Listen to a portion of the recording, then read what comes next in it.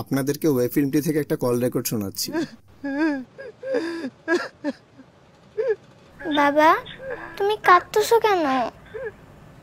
বাবা,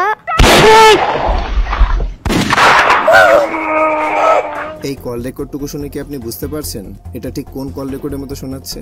এই সত্য ঘটনা থেকে অনুপ্রাণিত হয়ে পরিচালক রায়হান রাফি নির্মাণ করেছেন ওয়েব ফিল্ম আমলনামা। আমরা সত্যি ঘটনা থেকেই ইন্সপায়ার হয়েছি, বাট কোথায় পেয়েছি? মানুষের জীবনে পেয়েছি। ওয়েব ফিল্মে হাসান নামের ব্যক্তিটি তার মা, স্ত্রী এবং 2 কন্যা নিয়ে সুখে জীবনযাপন করছিলেন। তিনি অতীতে যুক্ত ছিলেন এমন একটি খারাপ কাজকে আরও 2 বছর আগে ত্যাগ করেছেন। কিন্তু হঠাৎ একদিন গভীর রাতে তার বাড়িতে আইনের পরিচয় দেওয়া কিছু লোক আসে, তাকে নিয়ে যায় তাদের সাথে। স্ত্রীকে আশ্বাস দেয় কিছু জিজ্ঞাসাবাদের পর ছেড়ে দিবে। বিশ্বাস করেন, উনি কিন্তু এগুলো এখন করেন না। বুঝতে পেরেছি, ওনাকে আমরা নিয়ে যাব, জিজ্ঞাসাবাদ শেষে 2 দিন পর ফেরত দিব, ঠিক আছে? কিন্তু তাকে যে আর ছাড়া হবে কিনা কিংবা তার সাথে কি হবে তা আমাদের সকলেরই জানা। আপনার মনে হতে পারে যে গল্পের মূল ঘটনাই আপনার জানা, সেটা আপনি দেখবেনই বা কেন? ঠিক এখানে আপনি পরিচালক রায়হান রাফির দক্ষতার দেখা পাবেন স্যার আপনি, এবং বুঝতে পারবেন কেন তিনি বাংলাদেশের অন্যতম সেরা নির্মাতাদের একজন। আমাদের কাছে তিনি বাস্তবের সেই ঘটনার মূল গল্পটাই তুলে ধরেছেন, কিন্তু কিছুটা ভিন্ন আঙ্গিকে, কিছুটা পরিবর্তন ঘটিয়ে এবং অনেকটা চালাকির সাথে। তুমি তো যাবা, যাও। তিনি ভালোভাবেই জানেন কিভাবে সিম্পল একটা গল্পকে দারুণ স্ক্রিন প্লে এবং প্লট টুইস্টের মাধ্যমে আরও চমৎকৃত করে তোলা যায়। এই গল্পেও তিনি শেষে এমন কিছু টুইস্ট রেখেছেন যা পুরো ওয়েব ফিল্মে শুরু থেকে ঘটমান ঘটনাগুলোকে পূর্ণতা দেয়। আজিজ ভাই জানে, এবং ওয়েব ফিল্মটি খুব সিম্পলভাবে শেষ হবে এই ভাবনাকে ভুল প্রমাণিত করে। তবে শুধু এই একটা ঘটনার উপর তিনি ওয়েব ফিল্মটি নির্মাণ করেননি। এরকম আরও যত বিচার বহির্ভূত ঘটনা আছে সে সবগুলোর চিন্তা মাথায় রেখে তিনি তৈরি করেছেন আমলনামা। গল্পের বেশ কিছু চরিত্রের সাথে আমাদের একটা ইমোশনাল বন্ডিং তৈরি হয়। আপনি ঠিকই জানেন ঘটনা কোথায় যাচ্ছে কিংবা কেমনটা হতে পারে এর ক্লাইম্যাক্স।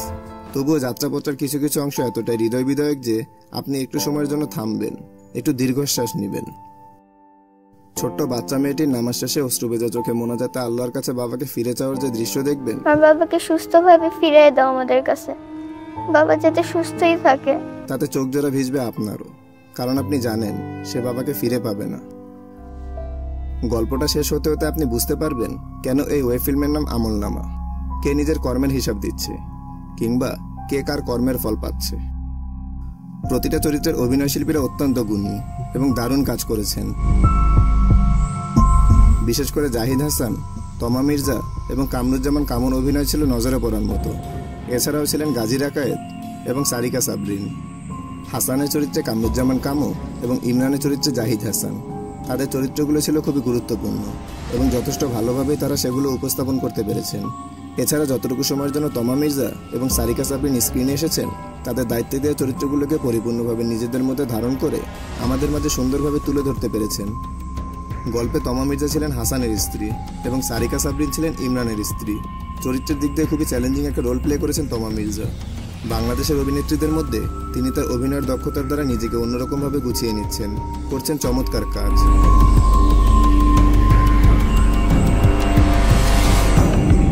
তাছাড়া হাসানের উকিল বাবা হিসেবে গাজী রাকায়েতের চরিত্রটাও আমলনামায় বেশ গুরুত্বপূর্ণ ছিল। রায়হান রাফির চমৎকার স্ক্রিন প্লে এবং পরিচালনার পাশাপাশি ক্যামেরায় ধারণকৃত বেশ কিছু সিনেমেটিক দৃশ্য এবং ড্রোন শটগুলো খুবই ভালো লেগেছে। মাত্র 1 ঘন্টা 42 মিনিটে ওই ফিল্মটি পেয়ে যাবেন ওটিটি প্ল্যাটফর্ম চরকিতে।